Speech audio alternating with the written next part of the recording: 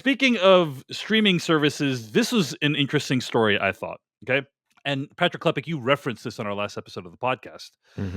Reading here from Tech Radar, Apple TV Plus has shocked subscribers with an immediate price hike that will see subscription costs jumping from $10 to $13 in the US. The 30% increase will be applied immediately for new subscribers, with existing subscribers getting more leeway. They will see the higher price within 30 days of their renewal date. So if you're an existing customer, you might want to make the most of the best Apple TV shows and Apple TV Plus movies before the change happens. Now, John Gruber, a Apple blogger of some repute, has written about this at his website, daringfireball.net. He's very good. I've followed Gruber for literal decades at this point. Same. And also, there are many things about him that are unreasonable and annoying. Oh, but, we don't need to get into his political shift, his politics or whatever. Yeah. I'm just saying, like, let's not unreservedly praise John Gruber. That's all. No, yeah. No, okay. It was very funny because I wasn't sure. Like I was like, well, I'm not getting into that deep into my analysis of John Gruber on this podcast. Deep. But then all of a sudden, I was like, oh, actually, David knows what I'm talking about. Yeah. I'm deep into the John Gruber lore. And bonus pod about being annoyed at John Gruber's politics coming later. Absolutely, and other positions. But anyway, what he says is that the annual price of a standalone Apple TV Plus subscription is unchanged. So it's actually $100 per year. The usual rule of thumb for subscriptions of any sort seems to be to charge 10 times the monthly rate for an annual subscription. That's exactly where the TV Plus month/annual prices were before today. Now the annual subscription price isn't just a little bit cheaper than 12 times the monthly price. It's a lot cheaper, right? Because 12 times the monthly price now is $156 per year. But if you pay for 1 year, it's only $100. So you're saving $56 by just subscribing to Apple TV Plus on an annualized basis versus if you subscribe to them monthly. And Gruber then goes on to speculate that the reason why they're doing this is to try to reduce churn for Apple TV Plus, right? A lot of people, they sign up for Severance and then they cancel the service. They sign up for Chief of War and then they cancel the service. Whatever it is. And Vince Gilligan has a show coming out this fall called Pluribus, right? They sign up for Pluribus and then they cancel. They are trying to disincentivize that behavior by saying, hey, if you subscribe for 1 year, it is way, way cheaper than if you subscribe per monthly basis. I think that's overall a smart move. However, I think $13 a month for Apple TV Plus is a bit high. Patrick Klepek, any thoughts on that? It is if you're thinking about it in terms of I'm paying $13 a month for Apple TV Plus.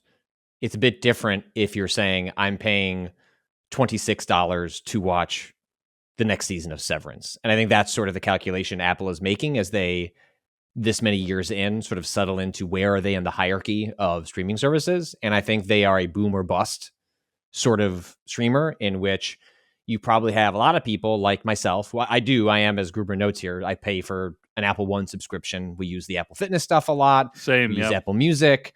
I use their obnoxious gatekeeping of cloud storage, which I need the highest tiers of for like my entire family to store things. So I just eat that cost, every month, and that is actually saves a lot of money for me. Their fitness stuff is cheaper than signing up for a gym, and if you use it, it's actually like a really good deal. All that said, I think for what they're looking at is like, well, if you are going to be one of those churn people, then we're going to try and extract as much as we can out of you for the time that you're here.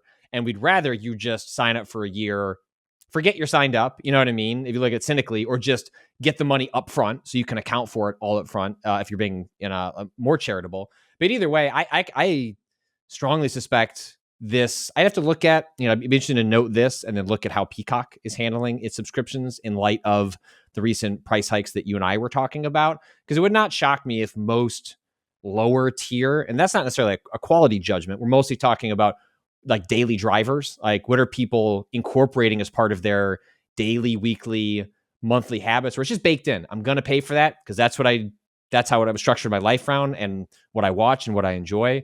And I think for a lot of people, Apple TV Plus isn't that. And so this seems like a pretty reasonable place to end up that actually I think is a pretty honest understanding of where Apple TV Plus has ended up, and also is smart against again, like we're post Severance, pre like new show from the creator of Breaking Bad.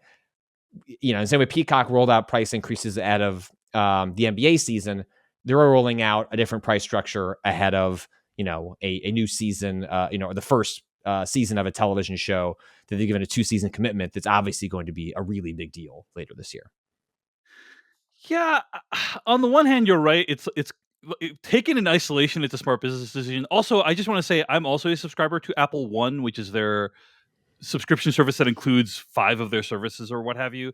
And I think it's excellent. Like, I think it's actually I share it with multiple family members, and I think it's a great value because you get the extra storage, you get the Apple Music, you get the Apple TV, you get all the stuff.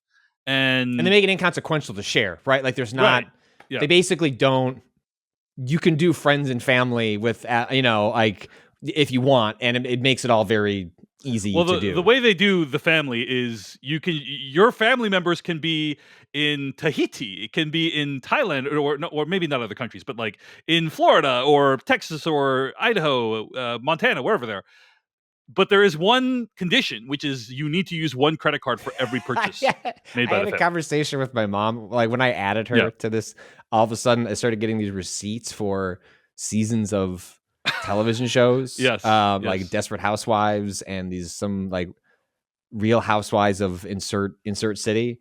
Like I asked my wife, I'm like, no judgment. This is not a financial question. She's like, what? Are you watching these shows? She's like, no. I'm like, oh, I added my mom to the family, and I don't think she understands that when she buys something, right, I'm paying for it. And so I called her. I'm like, it's fine. Like, I'm not. Don't worry about it. You watch my kids all the time. I'll eat the cost. But I'm just letting you know that so that you're not paying for that. Just I want the mental. It's just very funny. Yeah, and a lot of people think that trade is worth making, especially when you compare it to something like Spotify, which feels like it's trying to nickel and dime you. I don't know if you've seen these scattered stories of, oh, bleep blorp, you are not at the same location as your Spotify family. Bleep blorp, please give us a new credit card for your account. It's like, Apple doesn't do that. So that's nice. As long as Patrick Klepek's paying for all of his mom's movies, it all works out. Right? Exactly. So I actually think that's a good deal. That said, standard without ads Netflix subscription is $18 a month, right? So that's only $5 more a month than Apple TV Plus, and I think you get way more. Like I think Netflix has in the tens of thousands of shows and TV and films on their platform, and ditto Prime Video. Like I think you get way more. The quantity of what you have access to is much higher. On either like a Prime Video or a Netflix or even a Hulu, just in terms of dollar per hour you have access to. Now, you can argue about the quality, and that's fine, but I think a lot of people, it is a kind of sticker shock to be like, oh, this is for a few bucks extra. I could get Max, which like again, it's just like the quantity and quality. I just think is not as good of a value when it comes to these other services. So you're right, Patrick. People are weird about how they price things, right? Like I've seen a lot of commentary on TikTok about how, oh yeah, I'm going out for dinner tonight. A $45 dish of sushi, like yeah, order it. Like doesn't matter. Oh, a $30 appetizer, get it, and it doesn't matter. But then hey, when it comes to paying $20 to watch Severance, people are like no. Meanwhile, more work was put into Severance than the sushi, right? Like way more work was put into making Severance, but people they have weird ways of pricing things. You know what I mean? So anyway, we'll see how this plays out. But yeah, I think it makes smart business sense, and just the question is how big the backlash is going to be. So that's the big kind of streaming access news this week. Apple TV Plus's price hike. Hey everyone, David Chen here. Thank you so much for watching that video from Decoding TV. If you want to get an audio version of the show, all you got to do is go to podcast.decodingtv.com. And if you want to support what we do, get ad-free episodes of the podcast and also bonus episodes of the podcast, go to decodingtv.com and become a paid member. Of course, you can also like and subscribe for more. We appreciate it. Thanks. See you later.